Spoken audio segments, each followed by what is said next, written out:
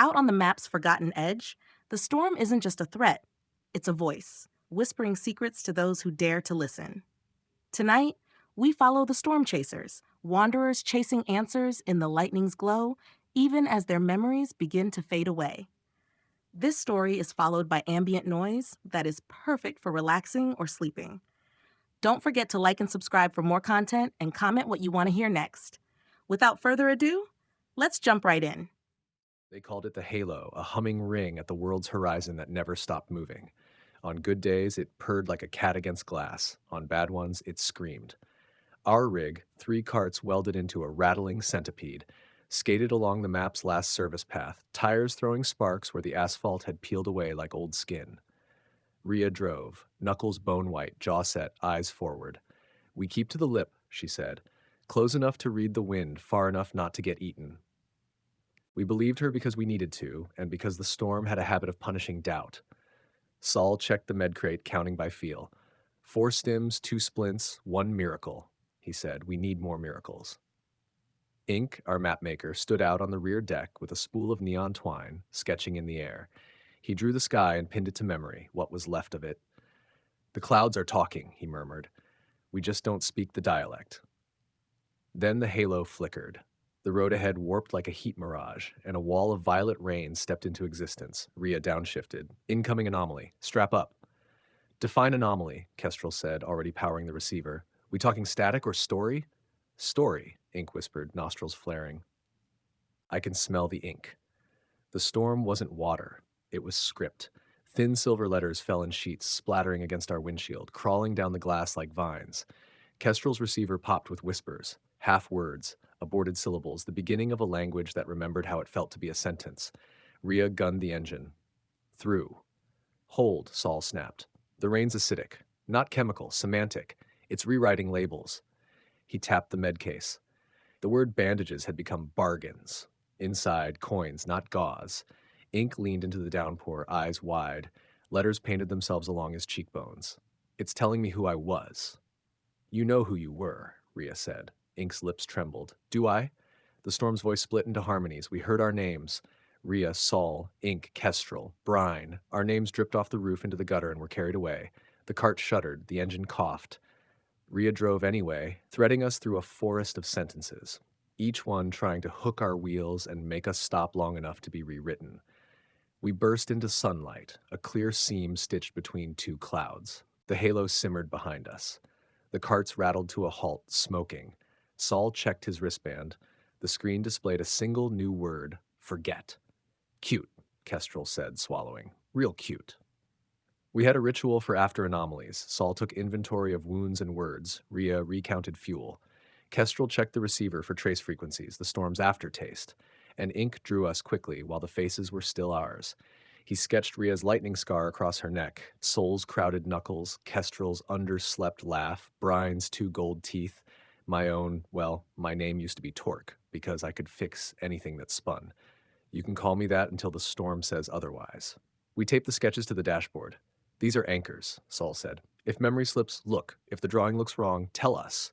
If you look wrong, tell us louder." Rhea nodded. "Rule 2. We don't chase answers inside an anomaly unless we've tied a line." Ink lifted the spool. "Rule 3. We never ignore a voice that sounds like our own." "And Rule 4, Kestrel added. "Nobody dies alone." We drove until the sun cut itself on the halo and bled orange onto the desert.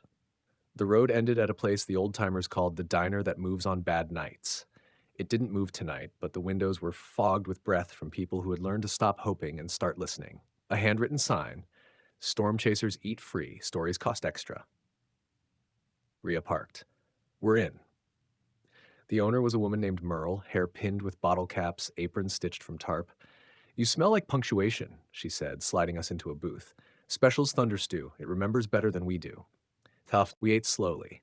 The stew tasted like peppermint and metal, memories we didn't have yet. Merle set down a ledger thicker than a tire. "Pay with stories," she said. "I keep the receipts in case you want them back." Rhea glanced at me. I nodded. I told Merle about the script rain, how it changed bandages to bargains and names to namelessness. Merle listened the way a detonator listens for flame.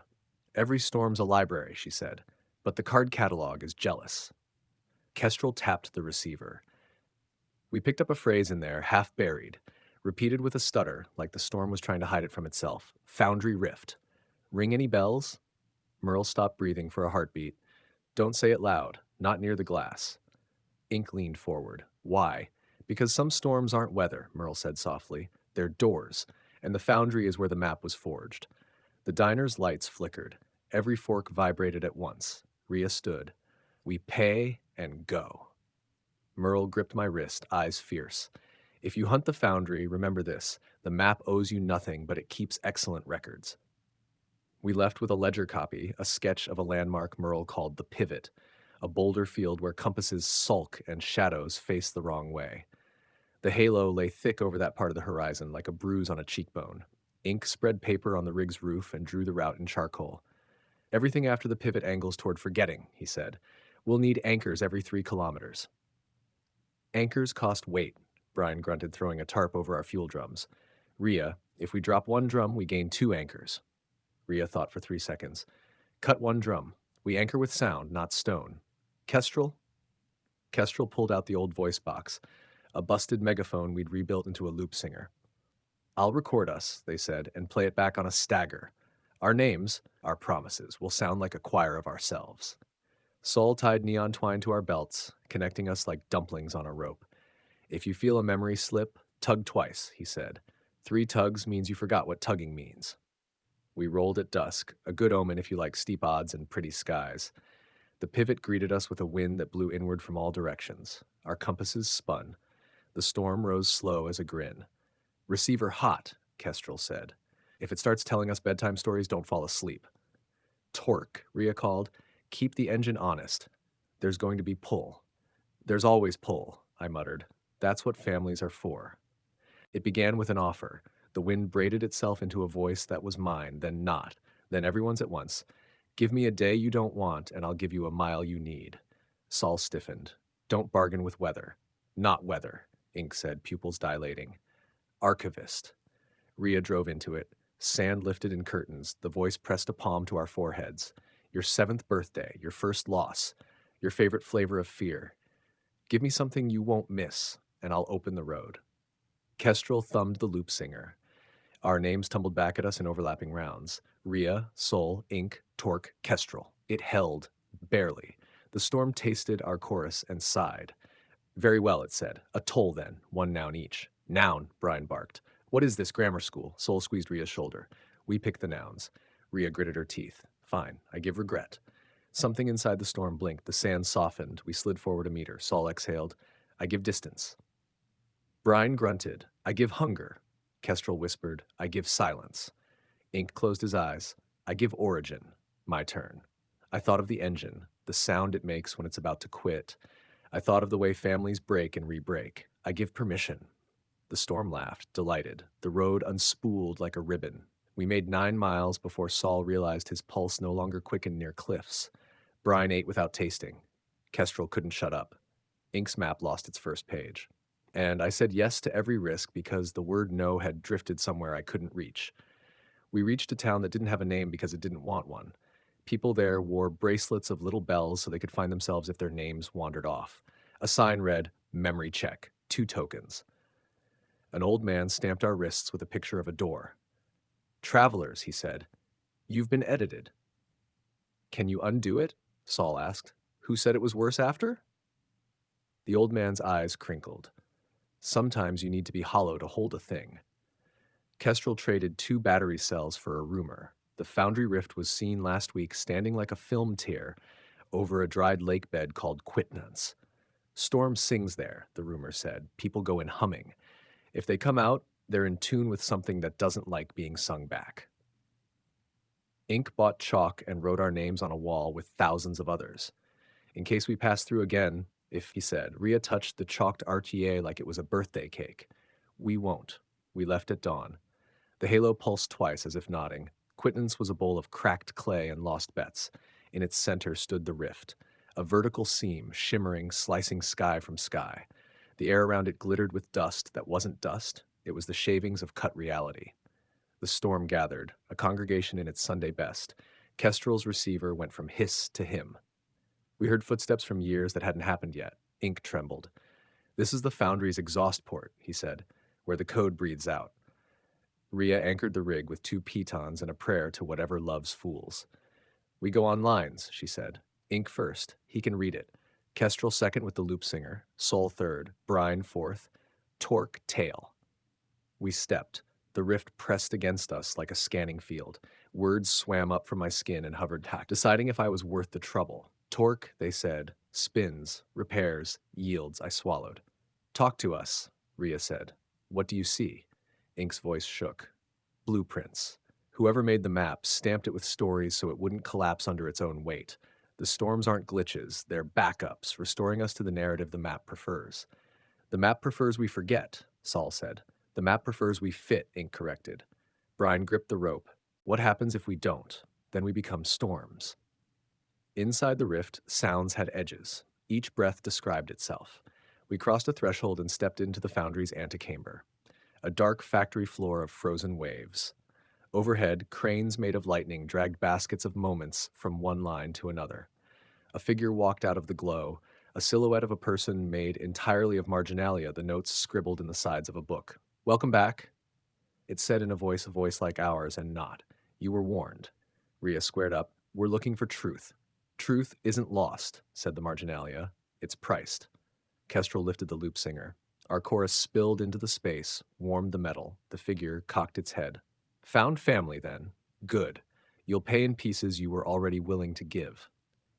Who are you? I asked. I am the editor, it said. I trimmed the map when it got too expensive to render. I wrote storms to carry the overflow. Every time you approach the edge, I offer erasure so you fit in the frame. Why us? Saul whispered. Because you keep refusing. Ink stepped forward, shaking. What happens if we reach the core? You'll see the first line the Foundry wrote, the editor said gently, and the last line it planned. People are delicate when they know both. We're going anyway, Rhea said. The editor smiled, sad, then bright. Then let me offer a gift you won't recognize as such. It reached out and touched our sketches on the dashboard, right through the air, across distance like it was wet paint. The paper browned, the edges curled. Hey, Kestrel snapped. Those are our anchors. Anchors make you heavy, the editor said. You'll need to leap. We ran the catwalk above the core, ropes singing, palms burning. Below us, the Foundry churned, a sea of half-made biomes wrinkling into being, then getting shaved down into something small enough to load without crashing everything.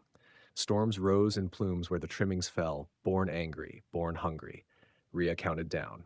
3, 2, 1. On my mark, cut the lines. Saul blinked. What?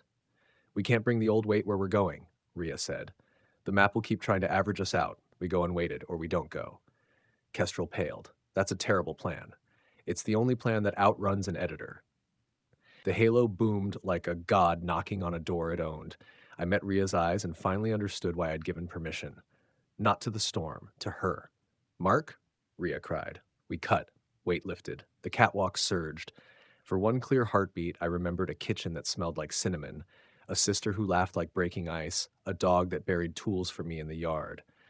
Then the map took those back because I wasn't paying enough attention to hold them. We leapt. The core rose. No, we fell. No, the world inverted and we threaded the seam. The editor's voice followed, wind soft. When you land, you'll forget what falling is. That's mercy. But you'll remember each other. That's rebellion. We hit the far side like coins dropped on a table. Light folded around us, then broke into roads. Rhea groaned, rolled to her knees, and looked up. Roll call, she said, voice ragged. I opened my mouth and felt the word torque hesitate, then decide to trust me one more time. Present, I said. Kestrel, soul, ink, brine. Present, present, present, present. Rhea smiled like a cracked bell sounding clean. Good. Then we keep going. Because something ahead of us was singing in a voice we had all once shared and had never learned, until now, how to harmonize with. The far side was clean, like someone had scrubbed reality with cold water. The dunes were glassy, dunes that reflected us but a split second early, footsteps appearing before our boots hit. Predictive terrain, Saul muttered. It remembers us forward. Rhea tested it. She faked left, stepped right. The ground still made the left footprint first. So it prefers our intentions to our actions, she said. Noted. A ridge of black basalt cut the plain, rib-like. The halo hung farther away now, quieter, as if we'd stepped into the map's backstage. Kestrel swung the loop singer to a low hum. Receivers picking up drafts, they said, like written, not yet rendered weather. Ink knelt, pressing his palm to the mirrored sand. These are rehearsal lines, he whispered. The map practices being itself here. Brian squinted at our reflections, scowling. Why do I look hungry? You don't, Soul said gently. That's why you're mad. The predictive ground wrote our names in neat cursive and then scratched them out once, twice, as if testing erasers. Ria's jaw flexed. We move before the ground decides who we are, she said. Torque, keep eyes on the rig. If it starts imagining a breakdown, it'll manifest one. It's fine, I said too fast. Without permission, I'd been reckless all day. Now, stripped of it, I found myself defaulting to yes like a stuck switch. If it breaks, we fix it. Not if it breaks how we think, Ink said. The Foundry likes poetic failures. We rolled on. Our shadows lagged 2 steps behind, sulking, like we'd left a part of ourselves somewhere we couldn't afford to turn around and fetch. We heard it before we saw it, a long, rolling clatter that sounded like a keyboard trying to become thunder. The patch train steamed across the flats, locomotive made of update notes, cars stacked with hot fixes banded in steel. Every few minutes, a whistle blew and a small rule changed. Gravity hiccuped, friction apologized, time tapped out and back in. A conductor leaned from the cab, face tattooed with version numbers. Boarding for Quittance Annex, Compiler's Row, and the Quiet Build. Tickets are contradictions only. Ria hopped onto the ladder, hauled us up in a practiced chain. Inside, benches were upholstered with patch notes, reduced bloom in low-light areas, adjusted storm wall behavior near map edges. My hand rested on one that read, Removed unearned permission prompts. It tingled under my palm. Kestrel slid into a seat, eyes gleaming. We could ride straight to Compiler's Row, they said. If anyone knows the first line, it's the compiler. The conductor punched our contradictions with a hole punch that spat sparks. Mind the interims, he warned. What's true at mile 5 may politely rescind itself at mile 6. We pulled out. The world outside swapped skins in blinks. Forest, quarry, rampart, the ghost of a city with doors drawn on. Soul's shoulders eased for the first time in days. Feels like a reprieve. Brian elbowed him. You gave up hunger. You'll call anything a meal. Ink pressed his face to the window. Look, he breathed. A village made of patch notes rolled by. On every house, a line. Fixed an issue where found families failed to persist across restarts. Ria smiled without regret. They'll fix us last. The train halted at a platform that wasn't quite there. A market of stalls floated a few inches off the ballast, selling mirrors that showed you as an alternative patch. A merchant with silver pupils wagged a finger. Trade a trait for a preview, she sang. See who you'd be in a different build. Kestrel hovered at a display labeled Silence, Legacy. A mirror showed them calm, listening, voice box quiet. Their throat worked. I could buy back a minute, they whispered. Saul tugged them back. We don't fracture on a platform. The merchant's smile thinned. You've already fractured. I can hear the clinks when you move. Ria stepped up to a mirror titled Regret, renabled. The reflection frowned, then softened into something like apology. She held that gaze for a count of 5, then stepped away. No. Ink found origin, uncommented. The glass filled with 100 beginnings. Shorelines, doorways, hospital rooms, a boy tracing roads on a kitchen table. He reached out. I yanked his wrist. Not this way. Brian pointed at hunger, AI-driven, and barked a laugh. The reflection devoured the frame and kept chewing. Pass. The merchant spread her hands. The compiler wrote the first line. The editor charges the last. But mirrors will always take whatever you hate paying.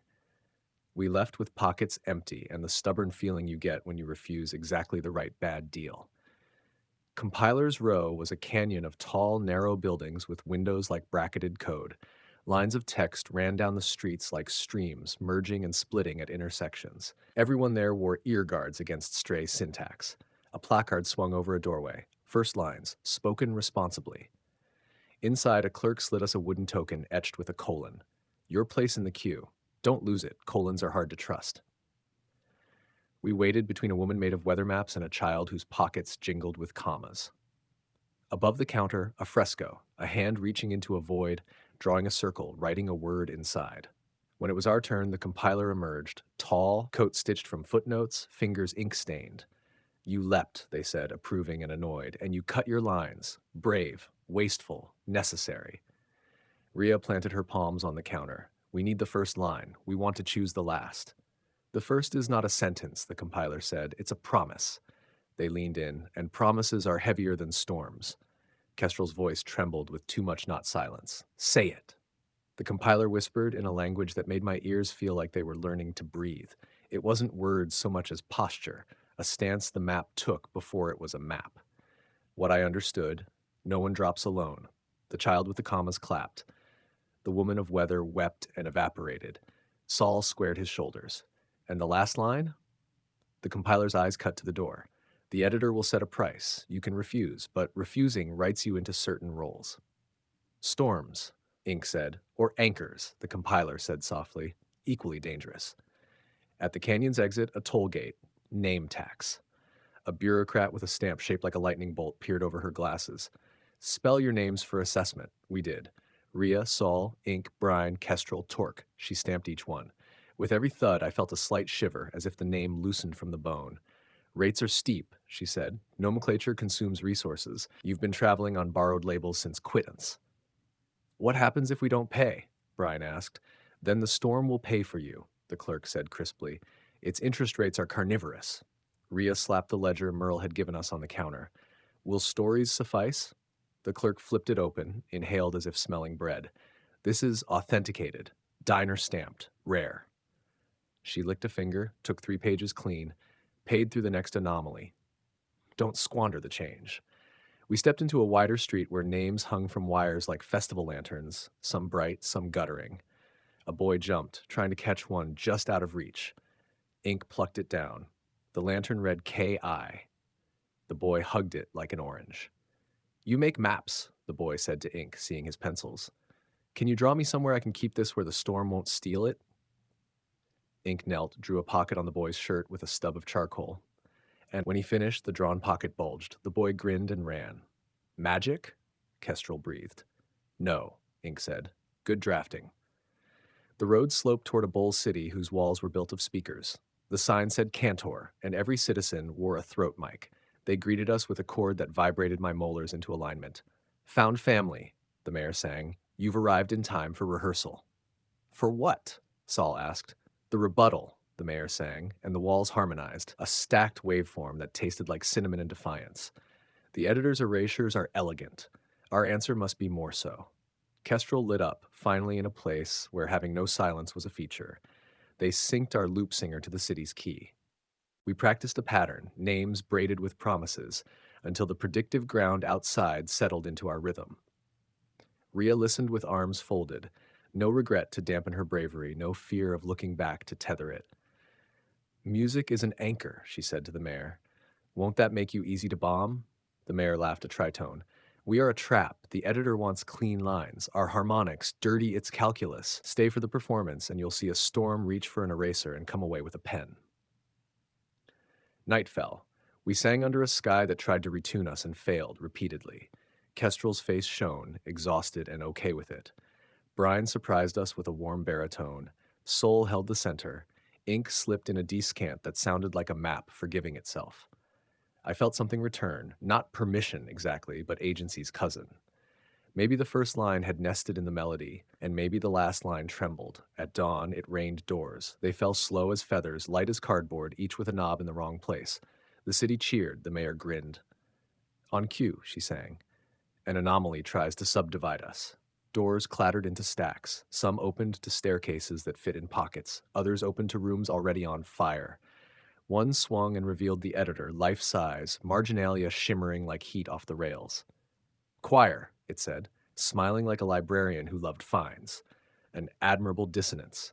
Rhea stepped forward. We have your compiler's gift. We have Merle's receipt. We have each other. And I have the invoice, said the editor. It tapped the air, and all our traded nouns appeared above our heads like subtitles. Regret, distance, hunger, silence, origin, permission. Return them, Saul said, more demand than plea. I'm not a lender, the editor said. I'm a recycler, but I will propose an exchange. The doors began to spin lazily, aligning themselves into a hollow tower. Enter, the editor said, and confront the version of yourselves you become with your nouns restored, at cost. Kestrel's throat tightened. What cost? The cost of edges, the editor said. Regret cuts. Silence isolates. Hunger haunts. Distance cools. Origin cages. Permission corrupts. You gave these up to move. To carry them again, you must wear the weight without letting it right you. Rhea looked at us. We've done dumber for less. We took each other's wrists and stepped through the tower of doors. The interior was a vertical maze of rooms where our alternate selves lived out choices we'd once almost made. In one, Rhea sat at a kitchen table, regrets piled like dishes, a ledger of every wrong turn. She looked up at Rhea now and laughed. Oh, I missed this spine. In another, Saul lived at a distance from everyone, diagnosis correct and friendships sterile. He reached through the glass, touched Solnow's cheek. Warmth doesn't lower accuracy, Solnow said, and the glass fogged where his breath hit. Brian's room was empty cupboards and gnashing appetite. He pressed a hand to his stomach and shook his head. I used to think hunger made me sharp, he muttered. I was just mean. Kestrel's chamber was a silence so total that sound died on entry. They took one step in and bolted back out, gagging. Not that version. Ink stood in a hallway of birth certificates stamped void and redo. He stared at a door labeled original that wouldn't open, and finally let his hand fall. Origin's a story too, he whispered. I prefer the one I'm making. My room was a garage where every machine waited for me to say yes, and each yes had wreckage stapled to it. A poster on the wall read, "Permission is a tool, not a religion." I sat on the workbench. Copy that, I said to no one and everyone. When we reconvened at the tower's spine, the editor waited with a ledger. You've looked, it said. Will you lift? We did not perform a ritual. We did not recite a creed. We just picked up the nouns like you pick up tools you know will bite you if you're careless. Rhea inhaled regret like smoke, held it, exhaled, and didn't cough. I'll use you for mirrors, she told it, not shackles. Saul took distance and slid it into the space between thought and action. You live here, he told it, tapping his temple. Not here. He tapped his chest. Not anymore. Brian nodded to Hunger. You get a seat, he said. You don't get the wheel. Kestrel touched silence and let it rest in their palm like a bird. It didn't fly away. We'll share days, they whispered. Everywhere you talk when it helps. Ink faced Origin. He wrote a small circle on his wrist and labeled it now. You stop before the border, he told the old beginnings. I'll draw from you. I will not drown in you. I looked at Permission. You're not my default, I said. You're my sign-off. The editor closed the ledger, not unhappy. Very well, it said. You've improved your credit. Outside, the door rain stopped. The city's chords shifted, warmer. The mayor bowed. You'll want the last line? Zafan, she sang. And you'll want to write it yourselves. Rhea looked to the horizon where the halo curved like a grin that finally meant it. Then we go to where the storms are born. We left Cantor on a road that wasn't on any map Ink had drawn, because he hadn't been able to imagine a road that wrote itself as you walked. It drafted under our feet, iterating, erasing, redrawing, a living line, asking for proof that we deserved to travel it. We proved it with steps, with names, with a loop singer that now knew when to hush so the wind could talk back. The terrain gradually simplified until it was almost nothing, an infinite drafting table with a single compass point stabbed into it. The halo rose, a wall, a ring, a horizon you could touch if you were arrogant or blessed. At its base sat a machine the size of a cathedral in the shape of a question mark. The cradle, Ink breathed, where storms are spun. The editor stood beside it, hands behind its back. No tricks this time, no doors, no marginal foundry floor. Just us, a machine, and weather in its cradle. You asked for the last line, it said. Here's the truth. I don't get to write it either. I enforce it. The map survives because someone pays the bill. Last lines are expensive. Rhea stepped to the machine. What's it cost? The editor tilted its head at us. A found family, it said softly. Most maps can't afford them forever. Silence settled, not Kestrel's prison silence, but a respectful space for a decision that would bruise every compass we'd ever use. Soul's hand found mine. Brian shifted his stance. Ink's pencil trembled. Kestrel breathed in, held, released. Rhea looked at each of us as if her regret were a lens calibrating focus. We don't pay with us, she said. We pay with what we build. She put her palm on the cradle. Last line proposal, she said, voice clear. No one drops alone, but add the clause we learned the hard way, and if the bill comes due, we'll build more worlds to spread the cost. The machine listened. The halo thrummed. The editor blinked, startled, and for the first time, hopeful. Offer accepted for review, it said. Begin proof. Proof? I asked. Rhea grinned. Fierce. We teach the storm to make families. The cradle spun. The first draft of a new weather began to write itself, and far off, the map lifted its head as if waking to the possibility that endings could be plural. The cradle spun like a coin that never landed, light running along its curves in ripples of pale gold. Each rotation birthed a wisp of weather, small clouds, curious winds, fragments of song. They didn't rush off to the halo. They hovered, waiting as if expecting instructions. Rhea nodded toward ink. Draw it. Ink crouched, sketching loops and branches, trails that touched and crossed but didn't erase each other. If storms are going to make families, they need routes that intersect without collision. The editor watched, arms folded. Families fracture. You're designing for failure. I'm designing for reassembly, Ink said. That's different. Kestrel tuned the loop singer low, feeding it a new chord, the choir's melody from Cantor woven into a gentle heartbeat. We'll anchor them with song, not with names. Names get taxed. Brian stomped toward the machine's base.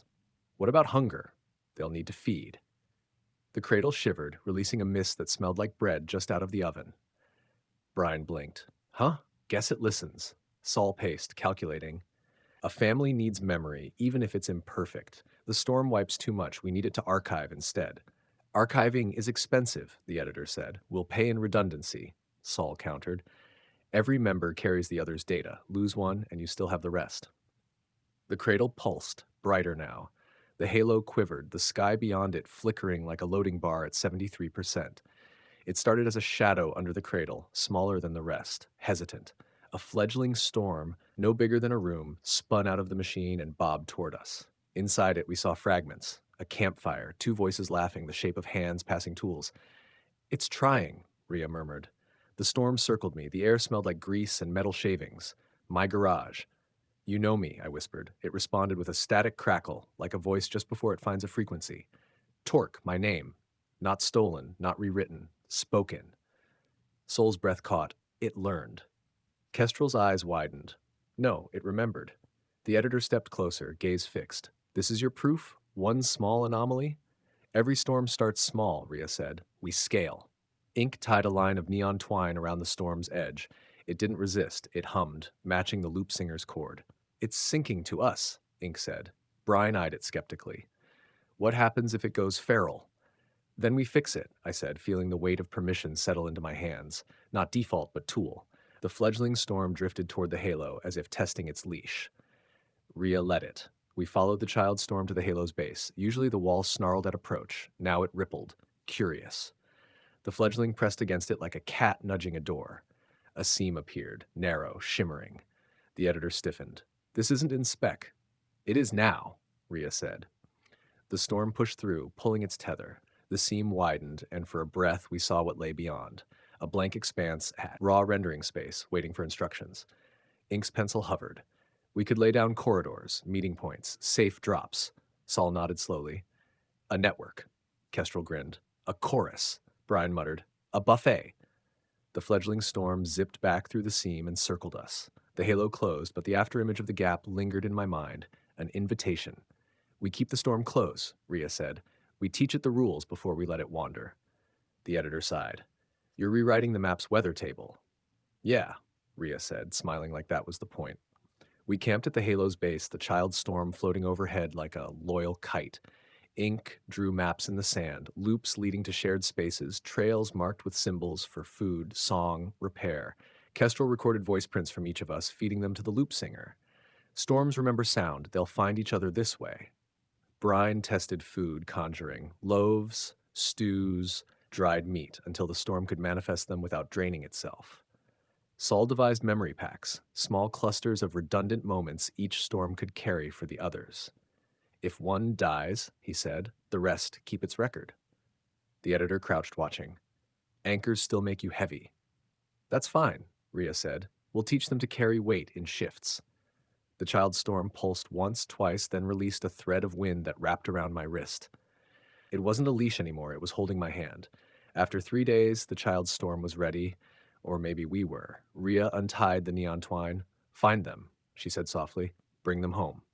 The storm spun once around us, then streaked along the halo's curve, vanishing into the distance. The loop singer hummed in its wake. Silence.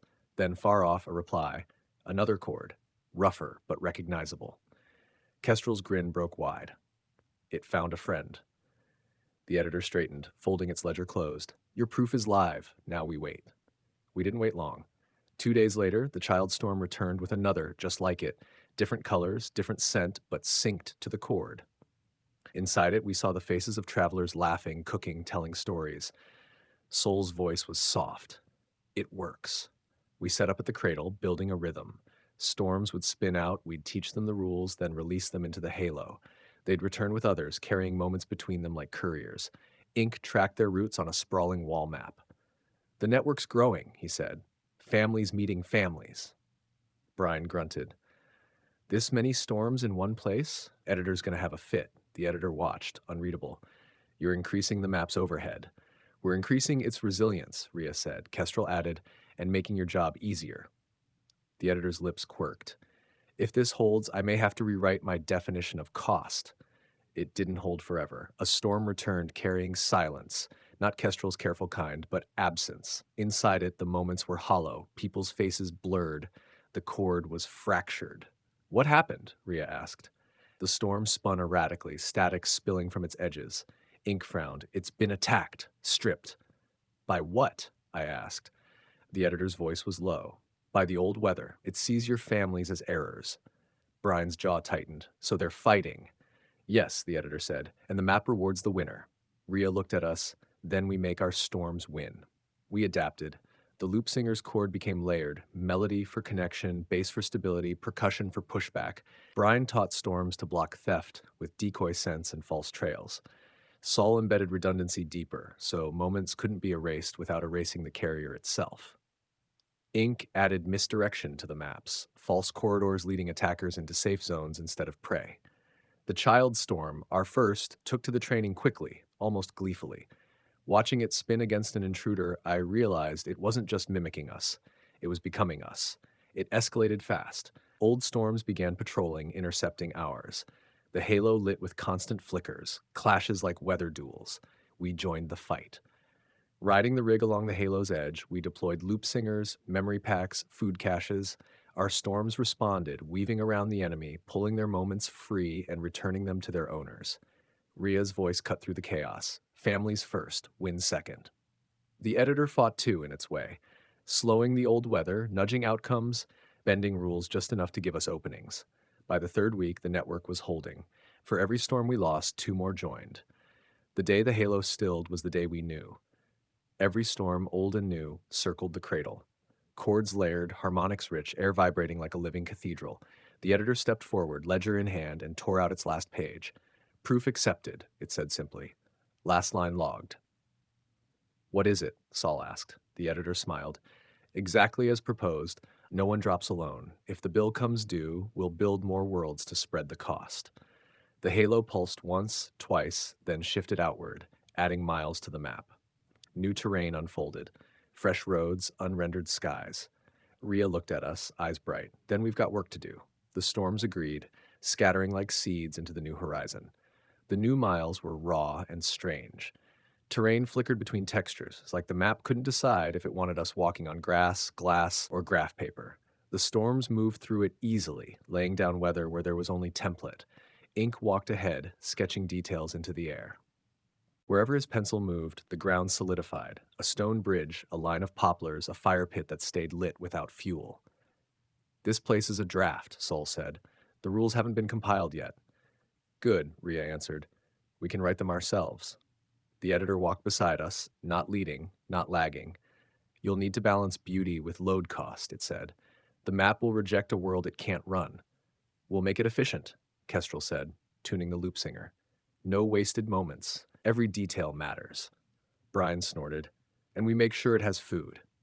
The storms followed, weaving between us.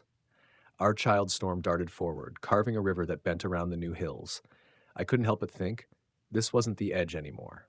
This was the start. We picked a point where 3 new roads intersected and claimed it.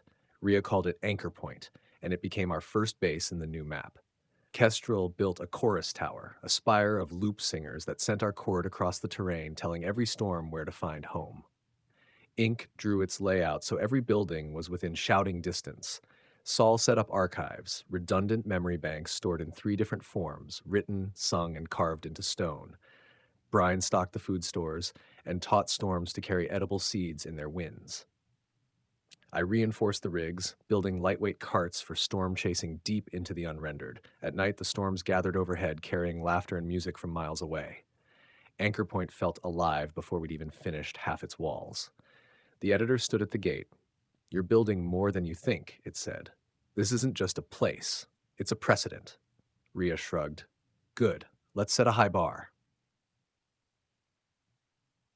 They arrived 3 days later, two travelers from the old map, led by one of our trained storms. Clothes ragged, eyes wary, they stopped just outside Anchor Point. "You're safe?" the older one asked, voice thin from long silence. "As safe as we can make it," Rhea said. "Come in." They ate at Brian's table, drinking broth so rich their hands shook. Saul ran a memory scan. Most of their moments were intact, though some were patched with storm fragments. "They found me," the younger one whispered, pointing to the storm. "It knew my name." "That's the point," Kestrel said gently. When they slept, Ink added their names to the anchor wall. Watching him, I realized something. Our outpost wasn't just for us. It was a shelter for anyone who'd been living in the editor's margins too long. Past Anchor Point, the roads started making their own decisions. Some curved toward distant horizons, others split and rejoined, weaving like braids. "They're not random," Sol said, studying the paths. "They're following traffic patterns from our storms." Ink tested it. He drew a line on the map, and a road unfurled to match it, smooth and ready for travel. Rhea grinned. "So we don't just chase storms anymore. We send them ahead to scout, and the roads will follow." The storms took to it quickly. We'd release one into unrendered terrain, and by the time we caught up, a road and often a camp would already exist. The editor warned, "Self-building systems are efficient until they're exploited." I tightened my grip on the rig's wheel. Then we make sure we're the ones doing the exploiting. It started as a whisper in the storms, a counterchord, faint but deliberate. At first, we thought it was static, but then a storm returned with moments that weren't ours. "They're perfect fakes," Saul said, scanning them. "Faces, voices, even our names, but none of it happened." The editor's expression darkened. "The old weather has adapted. It's writing counterfeit families." Rhea's jaw tightened. "They're trying to break the last line from the inside. If no one drops alone, they'll make sure the ones you're with aren't real." Kestrel adjusted the loop singer. "Then we need authentication, something they can't fake." Ink's pencil paused over the map. "Real families leave flaws. We build storms to notice imperfections." Brian cracked a grin. "So we're training them to spot liars. I like it." We tracked the counterchord for 6 days, letting it echo in the loop singer without playing it aloud. It had a rhythm. Every seventh beat dropped like a limp in the melody. "That's our in," Kestrel said. "Real families trip at different spots. This one always trips the same way." We tested it. The storms began humming the counterchord at fake anomalies. The imposters flinched every time. Rhea marked the tactic in the Anchor Point playbook. If it can be spotted, it can be stopped. The editor watched with cautious approval. "You're stabilizing faster than I expected." I fixed a fraying belt on the rig and muttered, "That's because we don't expect to be given time." With Anchor Point stable, we faced a choice: consolidate or expand. Rhea called a meeting at the center fire. "If we stay, we make this unbreakable. If we move, we risk spreading thin." Brian voted for expansion. More worlds meant more food sources. Kestrel agreed. More towers meant stronger chords. Ink hesitated, but leaned toward expansion for the mapping challenge. Saul voted to consolidate. "Spread too far and the counterfeits slip in." All eyes landed on me. "Expansion," I said. "The storms are growing faster than the threats. We move while we have momentum." The editor didn't vote, but it didn't object. That was as close to permission as we'd get. We founded the second base at the edge of a forest that hadn't decided what kind of trees it wanted. Ink's designs coaxed it into fruit-bearing varieties. Brine planted early crops. We called it Harmon Tree, after Kestrel's tower there. Its chord was lighter than Anchor Point's. More laughter, fewer battle notes. Sol set up a verification post at the gate. Every newcomer sang a fragment of the Cantor melody. The storms confirmed authenticity. The storms themselves began lingering between outposts, creating safe corridors that travelers could follow without getting lost. It felt possible, like maybe we could build enough of these to cover the whole map. One night, both towers, Anchor Point and Harmontree, received the same storm signal. It wasn't ours. It wasn't counterfeit either. It's old, Kestrel said, listening, from before the storms forgot how to speak clearly. The editor's eyes sharpened. That's a foundry echo. Something survived the reset cycles. Ria was already loading the rig. Then we find it. We followed the signal into the deep unrendered miles where the ground was only scaffolding and the sky was bare code. The storms followed, cautious but curious. The signal grew stronger until it filled the loop singer with a single, unmistakable phrase. The last line is not the end. We reached a place where the unrendered simply stopped. Beyond was nothing, not void, not halo, just absence. In the center stood a single figure, hooded, unmoving. The storm circled it, but didn't cross into the absence. The figure lifted its head. Its face was made of patch notes like the conductor from the patch train, but these were older, yellowed, fraying. You wrote a good line, it said, voice like a page turning, but every line invites a sequel. Ria narrowed her eyes. And you are? I'm the draft keeper, it said, and I've been waiting for someone to finish what the Foundry never could. It pointed to the absence beyond. There's room for another map, but you'll have to build it where nothing has ever held. The storms fell silent. Even the editor had nothing to say. The absence wasn't cold or hot. It wasn't anything. My boot passed through it like mist, but my stomach flipped as though I'd stepped off a cliff. The storms held back, hovering at the threshold. Only our child's storm pressed forward, tendrils curling around my wrist. Ria glanced at the editor. Any advice? The editor's eyes flickered like it was buffering. No one's ever come back. Then we'll be the first, Ria said, and stepped in. Nothing pressed against me, not air, not resistance, just the awareness that my outline might blur if I didn't hold it tight. Saul muttered equations under his breath, anchoring himself. Kestrel hummed our chord. Ink drew in the air, his lines floating without gravity. We didn't fall. We didn't stand. We moved.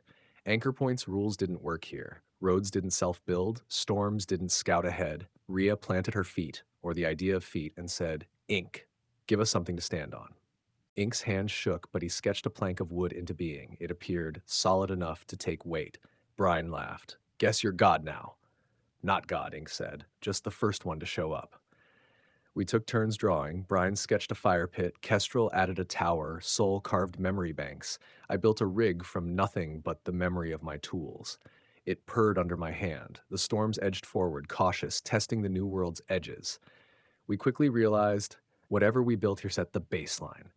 Make something cruel, and cruelty became cheap.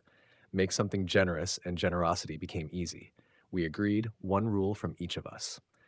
No one drops alone. Memories persist until given away willingly. Ink, every road intersects at least twice. Brine, food grows faster when shared. Kestrel, voices carry farther when sung together. Me, permission is earned, not default. The draft keeper listened, nodding. Strong start, but you'll need a last line here too. We'll earn it, Ria said. On the fourth day, the nothing pushed back. Shapes formed at the horizon, our own silhouettes, but blurred, hollow-eyed. They moved like the counterfeits, but sharper, faster. They're rewriting us, Sol said, scanning, pulling our rules inside out. The first clone of me stepped forward. Permission denied, it said, and my chest tightened like I'd been locked out of myself. Kestrel's double sang a warped chord that made the storms twitch. Ink's double drew walls between us. Brian's hoarded food, Ria's abandoned travelers, Sol's erased memories. The storms surged between us and them. Our child storm held the line, matching the warped chord with ours. The draft keeper shouted over the chaos. They can't be killed. They're your shadows. You have to anchor yourselves harder than they can pull. We fought, not with weapons, but with proof of who we were. I rebuilt the rig from memory again and again, every bolt in place. Ria pulled travelers from the dark and refused to drop them. Saul recited every moment we'd archived. Brine broke bread in the shadow's face.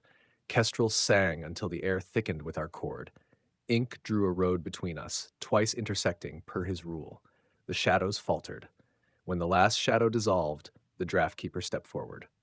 The nothing knows you now. It will remember the flaws it couldn't take. You can build here, but it will always send tests. Rhea nodded. Good. Tests keep us honest. The draft keeper smiled faintly.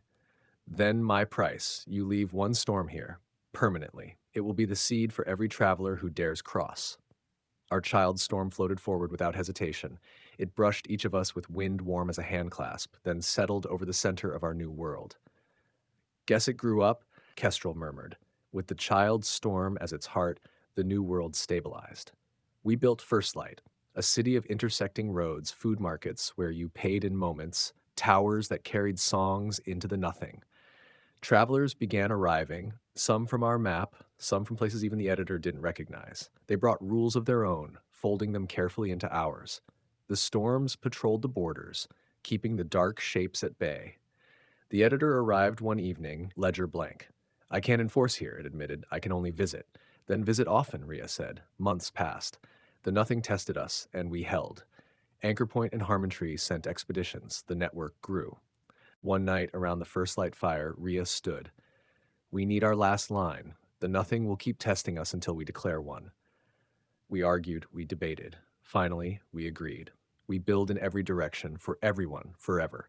The draft keeper etched it into the air. The storms carried it, embedding it in every chord. The nothing rippled at the edges but didn't move in. When we finally returned to our map, it had changed. The halo sat farther out, storms moving with deliberate purpose.